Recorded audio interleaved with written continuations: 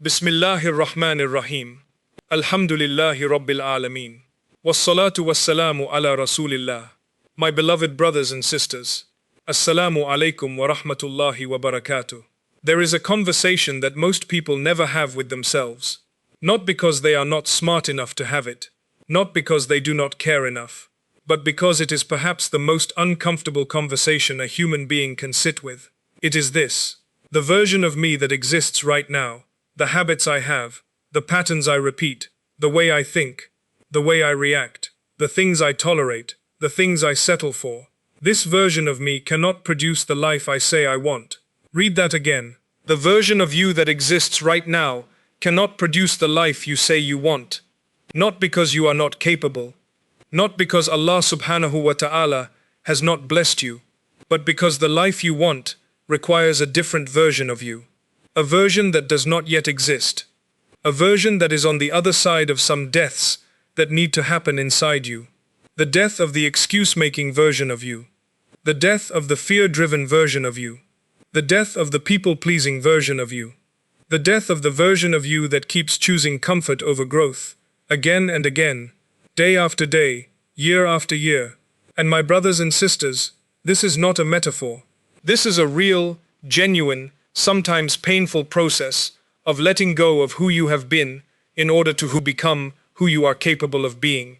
And today, I want to walk you through it. Not with empty motivation, not with a list of generic advice, but with truth rooted in the Quran and the Sunnah of the Prophet Muhammad sallallahu alaihi wasallam, that will show you exactly what needs to die inside you and what will be born in its place.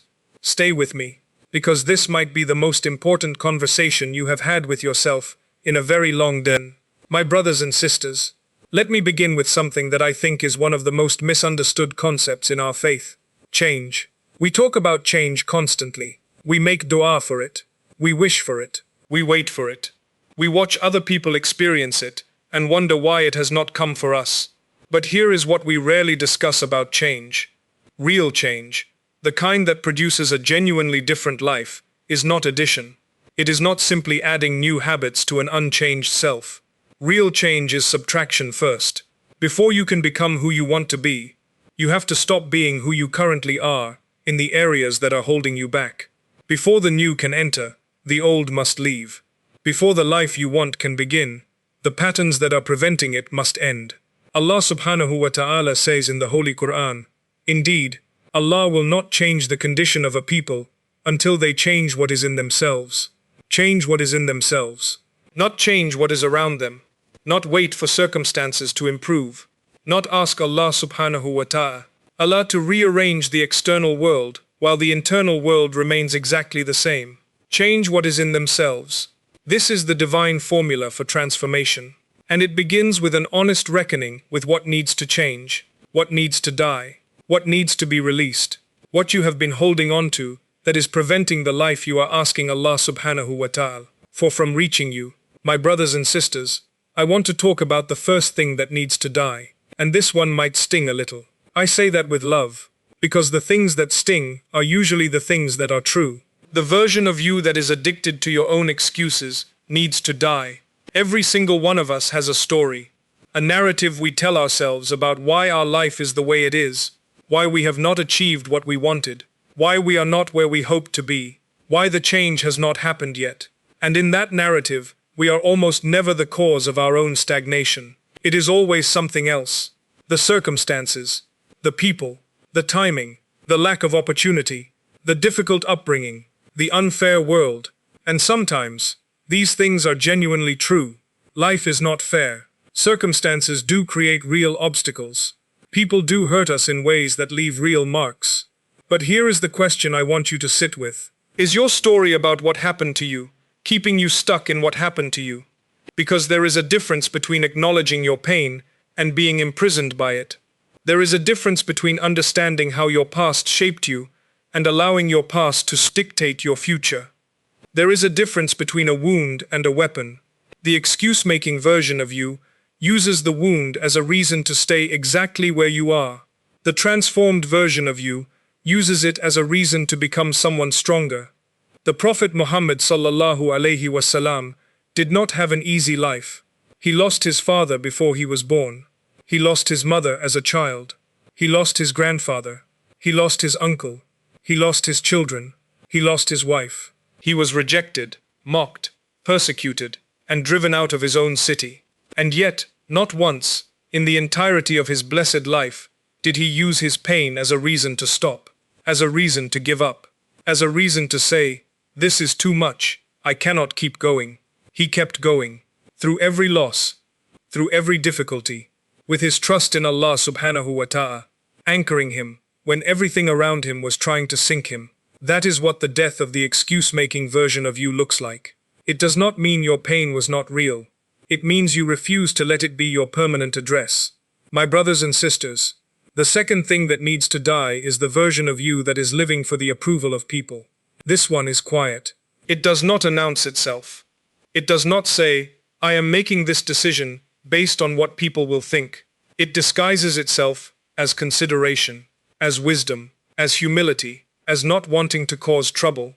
But underneath all those disguises, it is simply fear. Fear of judgment, fear of rejection, fear of standing in a room where people are looking at you differently because you chose something they do not understand or do not agree with.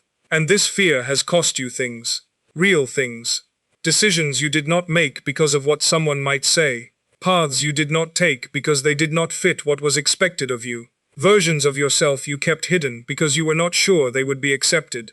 My brothers and sisters, the Prophet Muhammad sallallahu alaihi wasallam said, "Whoever seeks the pleasure of Allah at the cost of the displeasure of people, Allah will be pleased with him and will make the people pleased with him. And whoever seeks the pleasure of people at the cost of the displeasure of Allah, Allah will be displeased with him and will make the people displeased with him." Seek the pleasure of Allah subhanahu wa ta'ala at the cost of people's displeasure, and He will handle the people. The life you want is on the other side of the opinions of people. It always has been. And until the people-pleasing version of you is allowed to die, you will keep circling the edges of the life you want without ever stepping into it. My brothers and sisters, the third thing that needs to die is the version of you that is comfortable with mediocrity. And I want to be very careful how I say this, because I am not talking about ambition in the worldly sense. I am not telling you that you need to be rich, or famous, or successful by the measures of this world. I am talking about something deeper, the mediocrity of not using what Allah subhanahu wa ta'ala gave you, the comfort of staying in a smaller version of yourself than the one He created you to be. Because Allah subhanahu wa ta'ala did not create you to coast. He did not give you a mind and a heart and a specific set of abilities and a unique life experience, so that you could spend your years doing the minimum required to get by. He created you with purpose, with potential, with the capacity to contribute something to this world that nobody else can contribute in quite the same way. Because nobody else has your exact combination of experiences, abilities, struggles, and insights. And when you settle for less than what He created you for, when you choose the comfortable smallness over the uncomfortable growth, you are not just limiting yourself. You are limiting the impact you were meant to have on the world around you. The Prophet Muhammad sallallahu alaihi wasallam said, "Allah loves that when any of you does something, he does it with excellence." Excellence, not perfection, not comparison with others, but the personal best that comes from giving something everything you have. The comfortable, mediocrity-accepting version of you needs to die, so that the excellent, purpose-driven, fully alive version of you can be born. My brothers and sisters, the fourth thing that needs to die is the version of you that keeps waiting for the perfect moment. You know this version. It says, "I will start when I am more ready, when things are more stable, when I have more time, when the children are older, when the job situation is sorted, when I feel more confident, when everything lines up the way it needs to line up, and the days pass, and the weeks pass, and the months and the years pass, and the perfect moment never comes. Because the perfect moment was never coming. Because there is no perfect moment. There is only now. And the choice you make with now, Allah subhanahu wa ta'ala says in the Holy Quran, "So when you have finished your duties, then stand up for worship." When you have finished your duties, not when the timing is perfect, not when you feel completely ready. When you have done what you can do, take the next step. Move.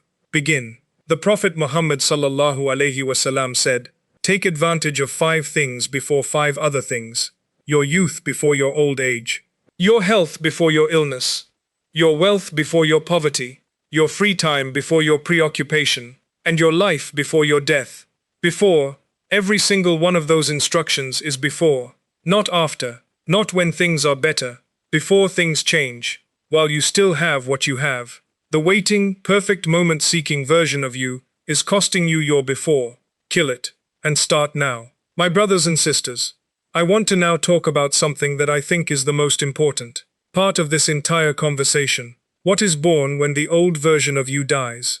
Because this is not just about letting go. It is about what you become through the letting go. And I want to paint you a picture of that person. The person on the other side of this process.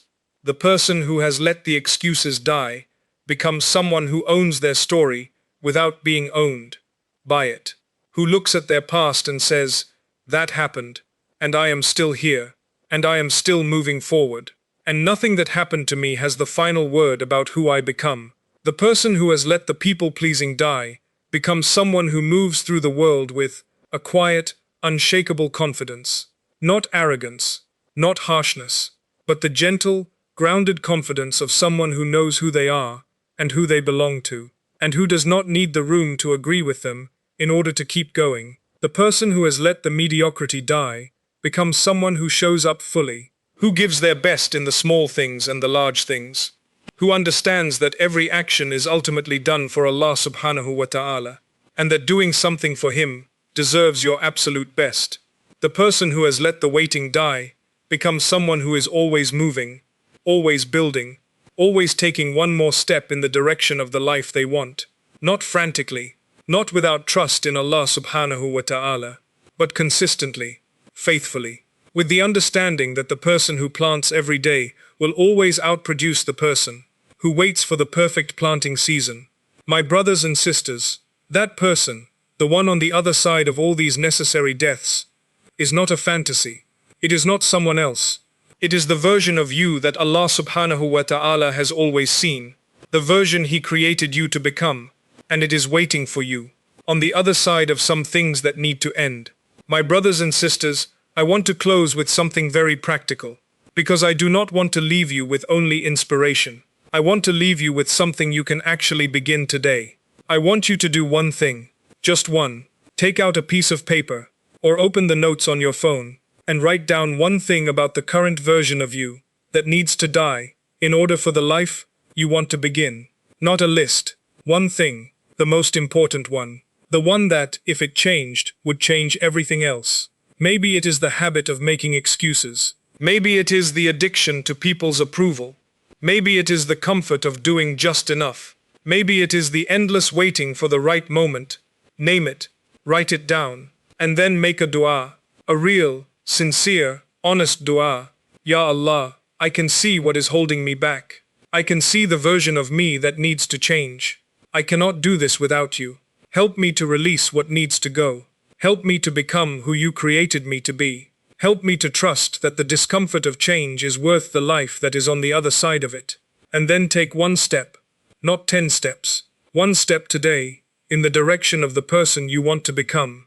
Because transformation is not a single dramatic moment. It is a series of single steps, taken consistently, over time, in the same direction. And every step you take, Allah subhanahu wa ta'ala sees. Every effort you make toward becoming better, He honors.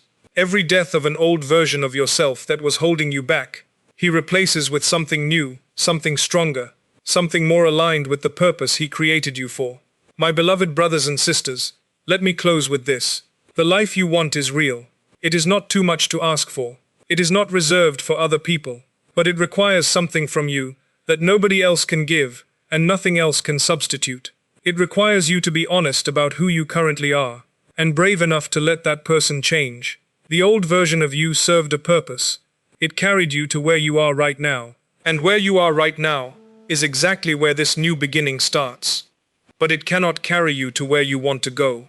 That journey requires a new version, a version that is being built right now, through every honest conversation you have with yourself, through every excuse you refuse to make, Through every time you choose truth over comfort, and growth over safety, and purpose over smallness. Let the old version go, with gratitude for what it taught you, and with anticipation for what is coming next. Because what is coming next, the version of you that is waiting to be born, is more than you have yet imagined, and the life that version of you will live is more beautiful than the life you are currently settling for.